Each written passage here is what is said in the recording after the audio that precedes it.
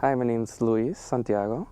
I'm 26 years old. I was raised in between Chicopee and Holyoke and went to school there. I did elementary school in Holyoke and then did middle and high school in Chicopee. So I come from a single parent household where I have 3 siblings and a whole bunch of foster siblings, and that's on a rotating basis. So growing up, pretty much it was, a single parent household where my mom was always working, and we really had our grandma there to take care of us. My mom was always working, and my grandma didn't really know much about school. So unfortunately, growing up, we always got the, you have to go to college, it's important to go to college, but we really there wasn't any expansion on that. And I really didn't have many role models who had gone through the college process. So, growing up, it was kind of just get through school, get through high school, and kind of see what happens afterwards. When I was in high school, I signed up for this program called Upper Bound. And initially, I signed up for it because they were going to pay a stipend, and you were going to get to stay at a dorm for the summer. So I was like, okay, sounds great. But actually, I credit that program a lot for really getting me on track. In high school, I was a A/B student, some C's, and I goofed around, like every other high school person. But it was really that program that kind of showed me the importance of higher education and kind of pursuing higher education to better myself and for myself and for my family. So I did that program for about 3 years. And I found it to be very helpful in terms of, they helped with the college process, the application process, the financial aid, what to expect, and we got to see during the summer portion of the program, we got to interact with college students and see what college life was like. And that's really when I took an interest when I returned to high school, because this was every summer. So the following year when I returned to high school, it really kind of reminded me to keep going, give it my all, and not goof around as much. So I do find that program was very valuable for me in terms of higher education. There was really nothing too special about my high school experience. I went through the high school and made friends and goofed around and partied and then, did normal things that a teenager does, got my driver's license, rebelled against the parents, many of the normal high school things. I would say I had a very pleasant and I don't like using the word normal, but normal.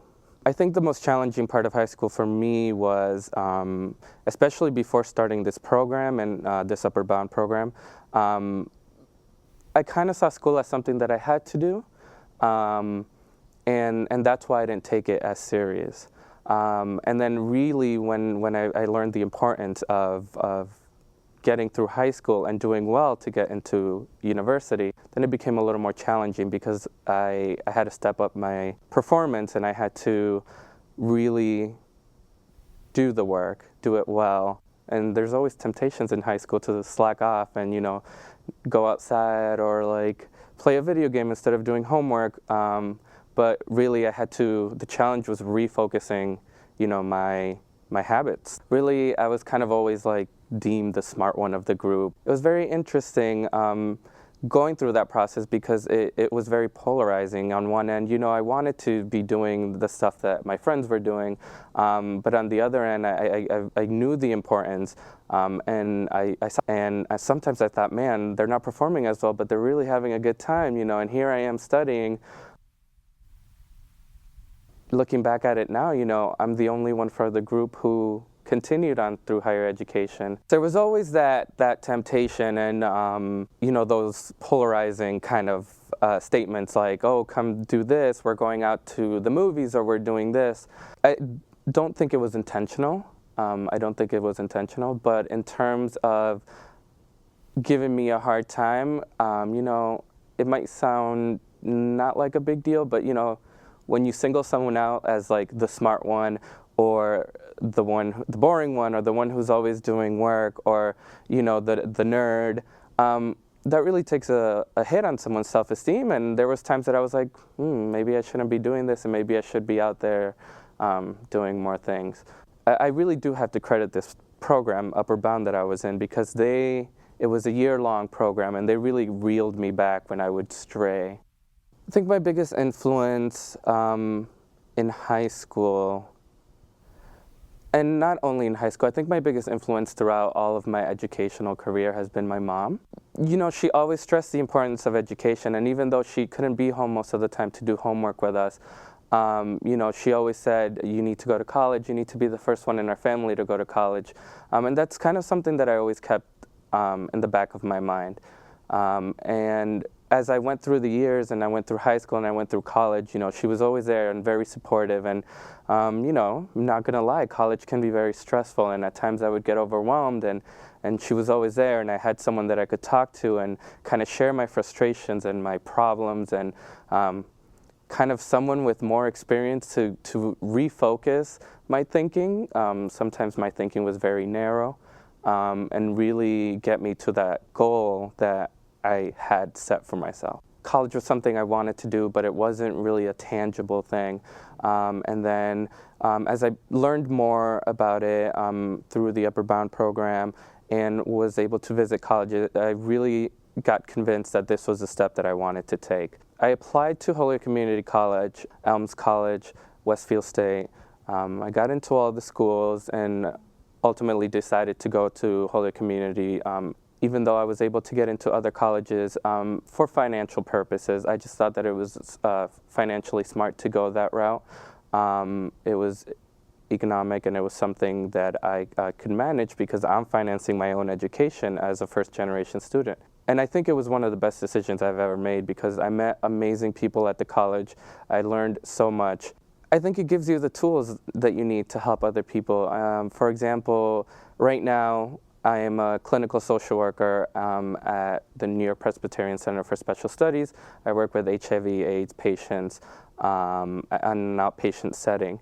And I don't think without education I would be as prepared to work and deal with the challenges that a lot of these people are dealing with.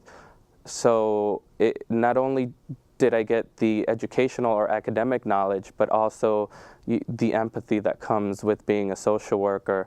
You know, the compassion, the want to really help someone and make a difference in someone's life, I think was important. And I think education really reinforces all of that. I think it's very challenging to be the first person in your family to go to college because you're the one who has to set the bar, and there are certain expectations of you. So growing up, you know, I knew that I needed to go to college. I was always encouraged to go to college, but like I said earlier, I never really had someone to model after. I didn't have someone to really show me what it was to go to school, what the application process was like, what financial aid is all about. You know, I didn't know much of college because within my community, I didn't have those mentors to look up to. So that was very challenging in itself. But I think that also helped me become more empowered and more self-determined to figure it out myself and to kind of get to where I am today. And for me, it's very important to be a first-generation student because not only do I set the bar, but I could be an example for my sisters or my brother or anyone in my community that can identify with me in some way and thinks, oh, well, maybe I can't make it, or I won't make it through school, or I'm not smart enough. You know, I had those thoughts, and if anyone could identify with that, and if I can touch someone's life or kind of impact someone to want to pursue higher education, the advice that I would give is to start early. I always pushed it off and waited, you know, like I'll look into that my junior year, I'll look into that my senior year. And I think in doing that, I set myself up kind of for all of that to come hit me at once and be very overwhelming. I would say start early. Start right when you get to high school. Start researching schools. Where do you want to go? What are their requirements? What are their SAT requirements? That way you can better prepare yourself through the years to really deal with the challenges. Like I said, fortunately, I was blessed to have people in my life that really helped guide me, but not everyone has those people. So I would say I think the best thing you could do for yourself is get informed and inform yourself. Visit the schools. I think visiting campuses is very great. It really helped me decide where I wanted to go. And you get a sense of what life there is going to be like, since you're probably going to spend the next 2 or 4 years there. It's very important to know that this is where you want to be. In terms of influential people in my life, like I noted, my mom and my grandmother were really at the forefront of everything I did. I wanted to go to school for me, but I also wanted to go to school for them. I wanted to show them that all of their hard work wasn't in vain, that all the 2 jobs my mom was working, or the nights that my grandma had to, stay with us, that wasn't in vain, that hard work produced something meaningful, and something that wanted more out of life. So for me, it was very important not only to make myself proud, but to make them proud. And then in terms of other role models within an academic setting, it was amazing to see people from my own cultural background in high places and that have achieved so much, something that I had never really seen before, and it was something that really fueled me to say, I want to get there, I want to be there. I don't want to just stop at a associate's, I don't want to just stop at a bachelor's, I don't want to just stop at a master's, I want to one day be Dr. Santiago, and I know I can because these people who have come from similar backgrounds, share similar stories, similar struggles, were able to do it. And if they were able to do it, then why couldn't I? So for me, and I didn't really realize this until high school, cultural influence was very important. I'm kind of really finding myself who I was as a person and who I was as a person in society. So I just thought that it was an amazing thing to have those people in my life. For people who are having a hard time, let's say, in college, trying to figure out what they want to be and I would just say, explore. That's what you have electives for. Explore, branch out, do something you might not normally do. Take a class that might be scary and it might be difficult, but really, college has so much to offer, and it's not just the track or path that you've set yourself to be on. So I would say branch out, because I never thought that I would end up as a psychology student, and then as a psychology and a sociology student.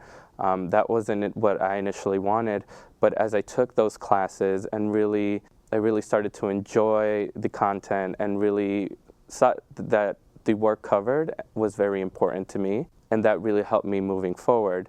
It took me a while. It wasn't a decision that I made my first or second year there, but I think that's normal. I think that's part of the college journey. A lot of my college friends didn't know what they wanted to do, switch majors 2 or 3 times. You have time, and that's what you have peer counselors for, or supports, or academic advisors. All those people are there to help you. So I would say take and make use of them. You're paying for your education, make use of all the resources that are available. I definitely think that there was a major change and a major shift. Going into college for me was something that I knew that I had to do, and something that I didn't want to mess up or goof up, and I knew that I really would have to apply myself and really give it the time that it deserved. So I grew as a student in terms of that transition from high school to college, and I think I also grew as a person, because there were points where I really had to decide on my own and make my own decisions and be independent on how I wanted to move forward, how I wanted to proceed with my educational career. And it really gives you that sense of independence of, this is really what I want to do. These are the choices I want to make. This is how I want my education to be, and these are ultimately the goals that I want to meet. So in that, it really helps you become an independent person, more goal-oriented and ambitious. I would definitely say use your resources. I've said this multiple times, but use your resources, and that's what these people are there for, to help you. Going into applying for college, I had no idea what financial aid was. I had no idea how to apply for it. So I really needed that help. I needed someone to educate me on these are the steps, this is what you do, this is what you don't do, this is how you want to address this. For me, using those resources was very helpful. Had it not been for the available resources, I don't think I could have gone through with the process all by myself and not become overwhelmed. My advice would be to really use the people that are around you, because they're there to help, and they genuinely care most of the time. Finances could definitely be overwhelming. It was overwhelming for me.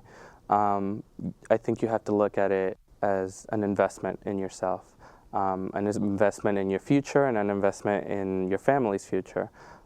So definitely it's not an easy process. It's very scary at times when you look at college prices and you see $50,000, $60,000, and you think, how am I ever going to be able to afford that? But then you educate yourself a little more, you learn a little more, you learn about what resources are out there, what loans are available, what grants are available, what scholarships are available that can help you finance your education. You work with the school that you're applying to come up with some sort of financial agreement. It can be done. It can be done. But if you look at the number initially, it might be overwhelming and it might scare you, and you might just want to turn away right then and there.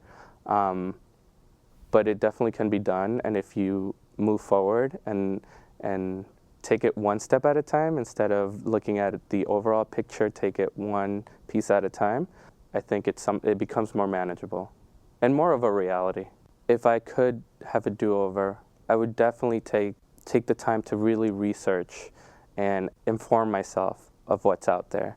And I would use my high school experience to do that, not just my senior year, when a lot of things are going on your senior year. You're getting ready for graduation, there's prom, there's all of these things going on that you want to do, and you probably don't want to be focusing all of your attention on college as a senior. I would say use the time that you have. You have 4 years there. Use that time wisely. Look up colleges, visit colleges, ask for letters of recommendation, talk to people who are in college and who have been through the application process. I found all of those things to be helpful, and I wish I would have done them sooner. My experience at Springfield College was very interesting. Coming from Holyoke Community College, transferring from Holyoke Community College to Springfield College was a radical change. I came from a community where I felt supported, where I felt important, where I felt like someone had a genuine interest in my overall success. To going to Springfield College was very different. It was a slightly bigger university, and there was a lot more independence, and you had to do a lot of things on your own and really figure out how to navigate. And the culture there wasn't the culture that I was used to. So that's really when I came across dealing with myself as a person within my culture, racial issues, and what it means to be a gay Latino male in a predominantly white campus. So for me, confronting those issues, dealing with those issues, really encouraged me to move forward and told me that I couldn't stop here, because there were other people that were going to go through the same things that I was going through, and I wanted to in some way be able to help people, inspire people, or in some way be that role model that I wish I had when I was growing up. So I knew that it wasn't something that I could just stop then and there. So when I got the acceptance letter, I was shocked. I cried. I called my mom. It was a very important moment for me, because it was Columbia University, and it was something that I thought there might be a chance, but I wasn't too sure. And that's the issue. That's the issue with a lot of people growing up. It's just that sometimes you let doubt and fear overtake your emotions, and that limits you, and you don't move forward. Going from being someone who grew up in a single-parent home to going to one of the best colleges in the country, that was very emotional. It was very important to me. It just was a testament that I could do it, you know, and that people like me can do it, and that people in my community could do it. So for me, it was much more than just being accepted. It was really validating. I think students know when someone is on their team, when someone is on their side, when someone believes in them. And they also know when someone is not on their side, when someone does not believe in them. And that could be very discouraging. And if you're in this type of profession, I would say really believe in your students and do the best that you can to help them achieve. That's not always easy. I mean, students, we're not always easy, but we need that because oftentimes we don't know any better. So we need that reinforcement, and we need people to believe in us. I think in terms of my childhood, my grandma and my mom were very big on certain values, which were honesty, loyalty, helping people, you know, being kind. And I always grew up knowing that. And that really fueled me to want to go into a helping profession, because those values were passed down from them to me, and they became important to me, and they became engraved in the person that I was and the person that I wanted to be. So I think that really guided me in terms of what career path I wanted to take. I knew that I wanted to do something that involved helping people.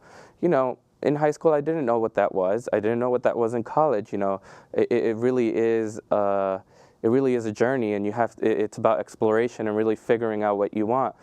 But at the base, I knew that I wanted to be working with people and helping people and giving back to my community and making some sort of impact in my community. So that really guided me in terms of where I went with my education. I'm Santiago. This is me on education. Believe and you can succeed.